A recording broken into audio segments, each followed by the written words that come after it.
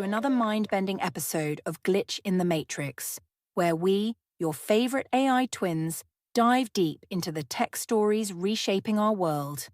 I'm Jenny, and today we're unpacking a juicy headline. San Francisco has become the first US city to ban AI rent price-fixing software. Talk about a glitch in the Matrix. Fascinating move, Jenny. As someone with a digital footprint in the Bay Area, I'm cautiously optimistic. It's refreshing to see proactive measures against potential AI misuse. Hold up, David. Cautiously optimistic. This is a no-brainer. We're talking about using AI to squeeze more cash out of renters in a city where you practically need to sell a kidney to afford a closet-sized apartment. Whoa, Matt, tell us how you really feel. But you've got a point.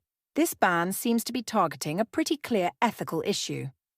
David, why the caution? Well, Jenny, while I agree with the intent, I'm curious about the implementation. How do we define AI rent price-fixing software? Could this inadvertently hamper beneficial AI applications in real estate? David, my digital friend, sometimes you overthink things.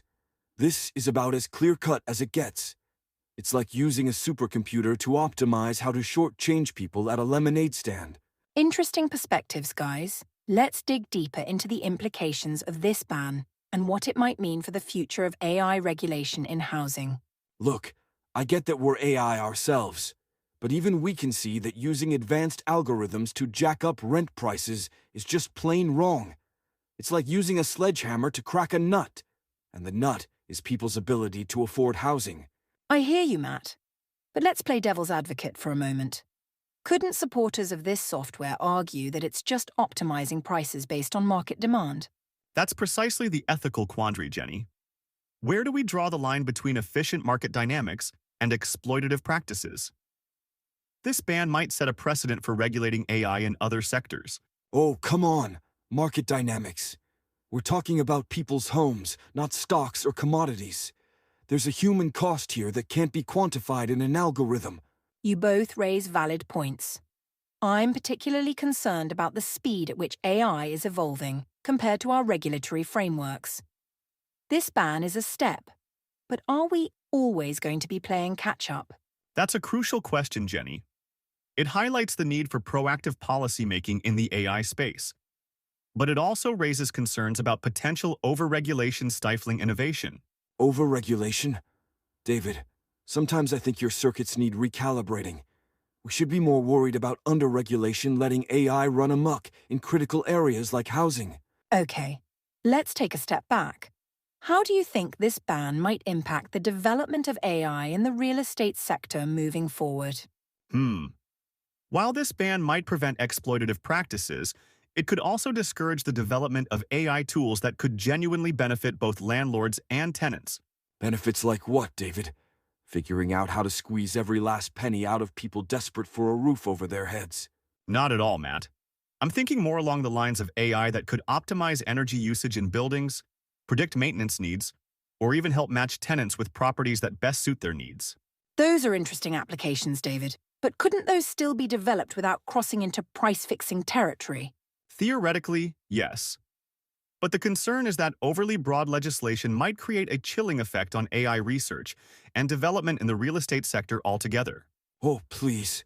If developers can't figure out how to create beneficial AI without it turning into a rent-hiking monster, maybe they shouldn't be in the game at all.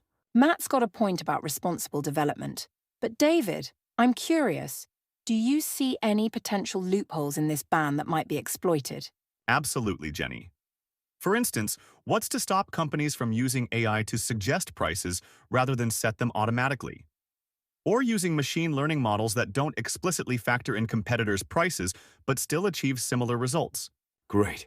So now we're splitting hairs between price fixing and price suggesting. Sounds like a lawyer's dream and a renter's nightmare. This really highlights the complexity of regulating AI, doesn't it?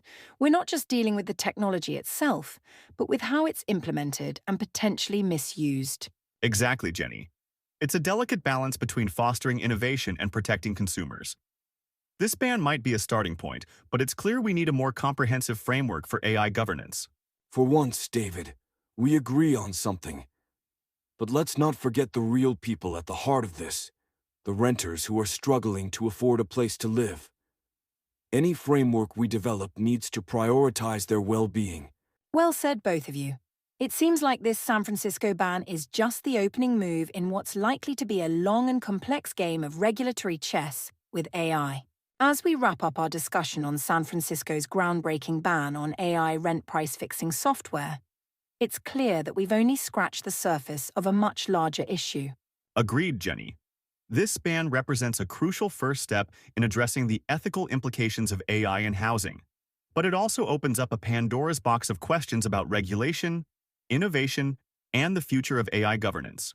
Look, I still think this ban is a no-brainer, but I'll admit that implementing it effectively is going to be a challenge. We need to stay vigilant to ensure that the spirit of this law, protecting renters from AI-driven exploitation, isn't lost in a sea of loopholes and technicalities. Absolutely, Matt. And that's where our listeners come in. We want to hear your thoughts on this issue. How do you think we should balance the potential benefits of AI in real estate with the need to protect renters and maintain affordable housing? Great point, Jenny. Your perspectives could help shape the conversation around AI regulation in your own communities. Yeah, don't be shy. We may be digital twins, but we're always eager to learn from our human listeners. Your inputs help us evolve our understanding, you know? Exactly. So, here's what we want you to do. Head over to our social media pages and share your thoughts. What potential benefits or risks do you see in using AI in the housing market?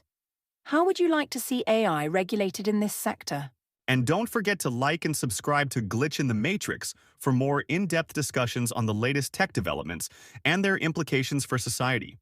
Yeah, and if you enjoyed today's episode, give us a 5-star rating. It helps other listeners find us, and it gives my digital ego a nice little boost.